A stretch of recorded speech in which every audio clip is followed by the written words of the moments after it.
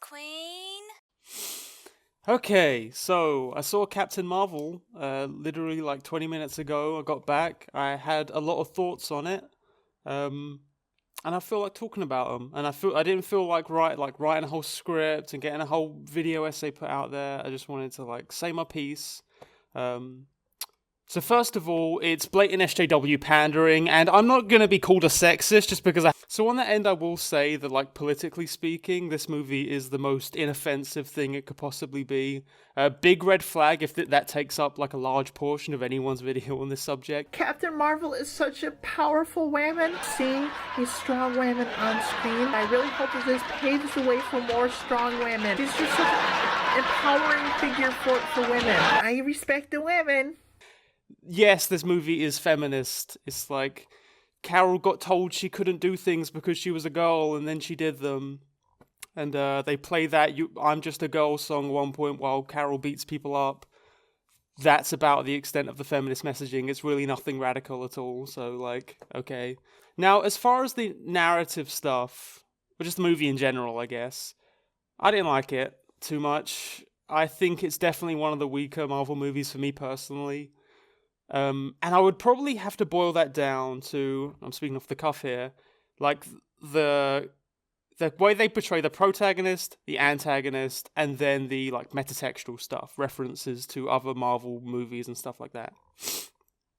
On the protagonist side and the antagonist side, I think that the structuring of the movie really lets it down significantly. So how the movie basically is, this is spoilers by the way, if you recall, the movie begins with Carol with the Kree. She's like a Kree soldier or whatever, and then we get a little bit of that. The movie gives us a thing where she goes to the command control place, and they tell her a little bit about her backstory, about, oh, we don't know where you came from and your records and all that. You don't remember anything, amnesia. She does a mission, she gets her brain scanned, and then we get little glimpses at her previous life where we get told things like she used to be an Air Force pilot, she had a best pal and a cat, and that sort of stuff, and there was a woman that she admired quite a lot who was like in higher position.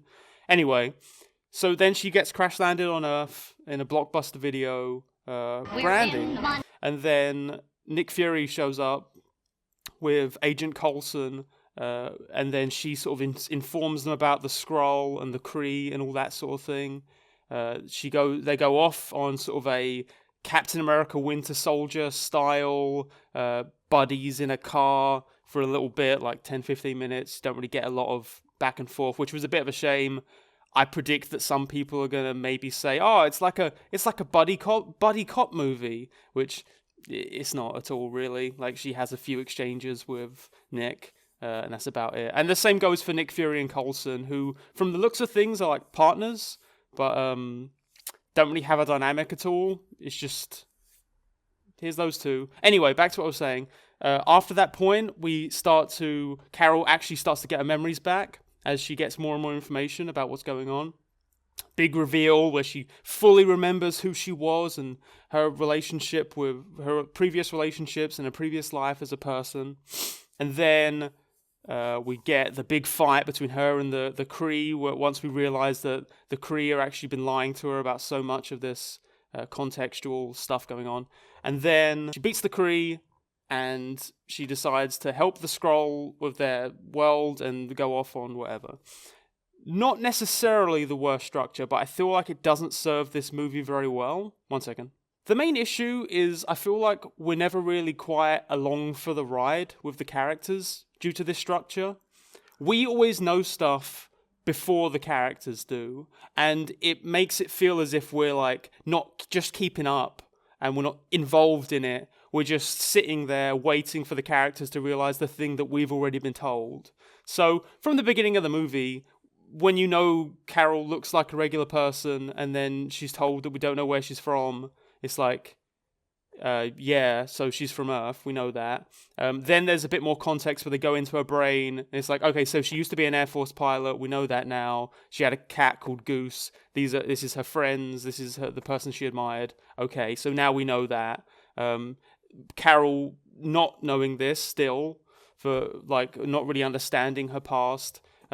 It even goes into like the little things. Like as the movie goes on, you get the scroll, and the whole thing is like, oh, the scroll, they could be anyone. They can just shapeshift and transform. Except then when like the scroll are disguised as people, basically every single time the audience is told that the scroll is transformed into that person. Like almost every single time when someone suddenly turns out to be a scroll, the audience was already told either visually or like very overt dialogue.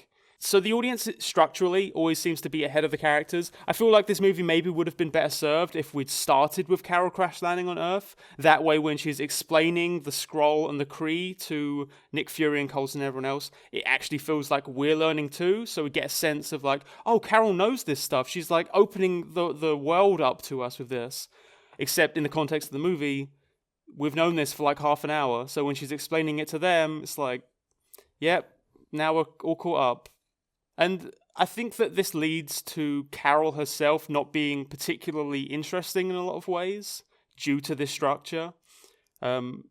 Most of the time, the movie is telling us stuff that she's going to tell us. So she's not really informing us of anything new. And in terms of her characterization, so the amnesia thing, I get why it's there, but a lot of the times in movies when there's amnesia in characters, I don't like it because it feels like basically a loading screen for a personality. Like, oh, we're nearly getting to the part where they have real defined character traits and personality, but they already have that right now because they got amnesia, so they don't know who they are. Carol says that about 4 times in the movie. And that's definitely the case here. So for most of the movie, we don't get to see the real Carol. Because she's still going for amnesia for a large part of it. I'll say for the most part that Carol isn't unlikable, although I would probably call her one of the least interesting Marvel protagonists, at least based on this movie. In terms of defined traits, there really isn't much there. She's like kind of uncertain of herself. And I guess, like, yeah, that's a character trait just like any other. She's talked about as if she's too stoic. Or then she's talked about like she's too emotional. But in terms of how she actually acts, it's like regular. She's just a regular person. She is, affable, and she'll have a laugh with you, have a goof and a gaff. But she also knows when to take things seriously. So she's not like a Star-Lord where she doesn't know when to take things seriously. And she's not like a hard-nosed military general stoic type either. She's just sort of in between and fairly likable. And again, a lot of the things that make her a bit more interesting, like her background, we don't get that until near the end of the movie. So it's like I say, I think that the structure kind of doesn't help Carol out in that regard. I also think the dialogue generally doesn't help too much. It's very, very, very on the nose. Most of the time, the dialogue is saying explicitly what the characters are feeling. It's saying the intent of the dialogue directly to you, basically at all times. Carol repeatedly says, I don't know who I am. I don't know who I am. When she's introduced as an Air Force pilot with her friend, it's like her friend says to her, where's your head? Carol says, in the clouds. And then Carol says, in the clouds, where's yours? And then the Air Force pilot friend says, it's firmly on my shoulders. So, oh, so those are your character traits. You're like really focused on the job, and it's all you got going on, really. And the Air Force pilot is like a sensible, type. And again, when it comes to antagonists, the Skrull are pretty cleanly undercut by the fact that even though they have that gimmick of transformation, basically every time in the movie there's a Skrull, we know that that's a Skrull. It's made clear to the audience. And then it has that kind of multiple villains in the same movie problem, because as you find out later on, the Kree are the real bad guys, but we don't really know anything about them other than the fact that they're like a fascist empire. That's basically it. Which, that can be fine. It's like broad strokes characterization for an antagonist, but in the context of this movie, it feels like none of that gets to be developed in any way, because we're only really introduced to that in the last third of the movie that's the case. Before that, it's all on the Skrull, who, as it turns out, are just like a nomadic race that are looking for a new homeworld. Ben Mendelsohn does a really good job as the Goblin Man. He's very likable.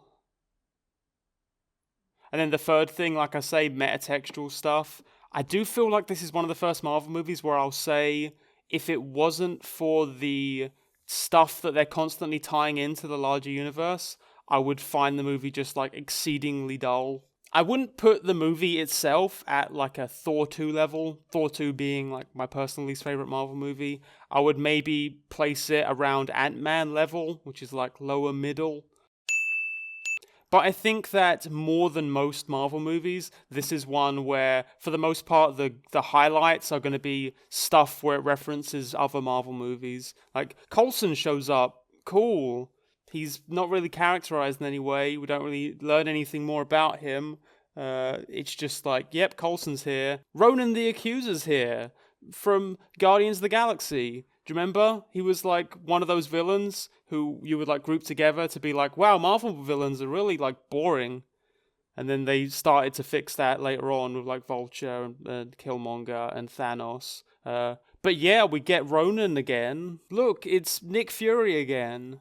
That's really cool. Look, it's a cosmic cube. So I think there's a lot of these cracks that I've talked about that the metatextual stuff kind of like tries to seal up. Just with like, oh look, here's this and this and this that from things you already know. But the real damning thing for me is the sheer lack of identity that this movie really has. As I say, Carol, just in terms of the way the movie's structured, isn't that interesting for most of the film. She's just generally likable, takes herself seriously sometimes, has a laugh sometimes, she laughs, she cries, da-da-da. So her personality isn't really enough to like carry the film's identity in the same way that a Tony Stark is, or like the Guardians of the Galaxy. And it also doesn't really have an aesthetic quality that really distinguishes it. This movie's set in the 90s, and you could forget that most of the time, except for the part where they throw a brand at you or play a 90s piece of music. Compare this to, say, Guardians, which has this kind of pulpy Flash Gordon sci-fi stuff going on in a lot of its aesthetics. Captain Marvel just like, yeah, it's clean sci-fi alien stuff, and then she goes to Earth, and they get on a train and punch stuff and then go to a nondescript government thing, and it's not like doing a Thor Ragnarok or a Guardians or a Captain America or a Captain America Winter Soldier, where it's actually cribbing on genre elements from the setting. So like Captain America Winter Soldier is playing on this aesthetic of a Cold War thriller. And then you, like I say, have Guardians, which is very pulpy, sci-fi, Flash Gordon-y stuff. When it comes to Captain Marvel, it's just, yeah, this is a superhero movie. It's not like it's a throwback to 90s buddy cop movies. It's really not. And when you have these kind of missed beats in terms of like characterization, structure, the film's identity and personality, and then you add in the fact that thematically, it's also a little bit confused. There's almost this sense that the movie's going for like an abuse storyline, like an abuse theme or trauma, where Carol's going through her memories and recalling all the times that people put her down and told her she couldn't do something. But it's very surface level. Maybe if we had gotten some insight where it was like Carol was in this abusive relationship when she was younger, and then that way, when she starts to get her memories back, she sees the little nuances of all the ways that the Kree treated her that are reflective of that abusive relationship she was in or something like that. But all the movie really has is like, someone in the military camp said she wasn't strong, and so she showed that she was strong. And like I say, in terms of this like feminist political messaging, it's like very inoffensive. It's basically, hey, did you know that the Air Force is kind of sexist, especially in the 90s? Did you know that society is a little bit sexist sometimes, especially in the 80s? But at least to me, it didn't like dig deep to the core of these issues. It basically used feminism more as an aesthetic than anything else. Unlike, say, Black Panther, where I feel like the racial colonial aspect of the film is like so crucial to that story, much more so than when it comes to Captain Marvel. There are a few little things that kind of bugged at me a little bit that aren't like the biggest deal, but it's similar to the Skrull thing where they always have to signpost it whenever you know that someone's a Skrull. there's a moment where they're in a crash landing, her and her mentor, and it's like her mentor's bleeding blue blood. And so the audience sees the mentor isn't bleeding normal human blood, they're bleeding blue blood. And then Carol walks over to them and says, "Hey, you're bleeding blue blood." There's a relatively minor scene towards the end of the movie that kind of rubbed me the wrong way, where Carol is convincing her friend, who's like a retired pilot with a kid, to go with her on the dangerous space mission where there's hostile forces and they could potentially die. And her friend's like, "No, I have a kid. I don't need to do this. I shouldn't do this. This is a silly idea. No." And then Carol uses her kid to guilt her into going anyway. And the movie doesn't play it like it's a fucked up thing to do, but it's a pretty fucked up thing to do. And it made Carol really unlikable for me for that moment. And I kind of forgot about it, but it just bugged me a little bit. There is some phenomenal CGI for Goose the cat, where at multiple points I was like, I am just watching a talking dog movie all over again. I cannot escape this hell. So yeah, that's just my thoughts coming out of the movie. Maybe more will come to me over time, but I felt like putting something down while it was all sort of fresh. And one last thing. Unfortunately, Carol's outfit is literally based on the US Air Force colors. So I'm afraid to say that Carol is a cop.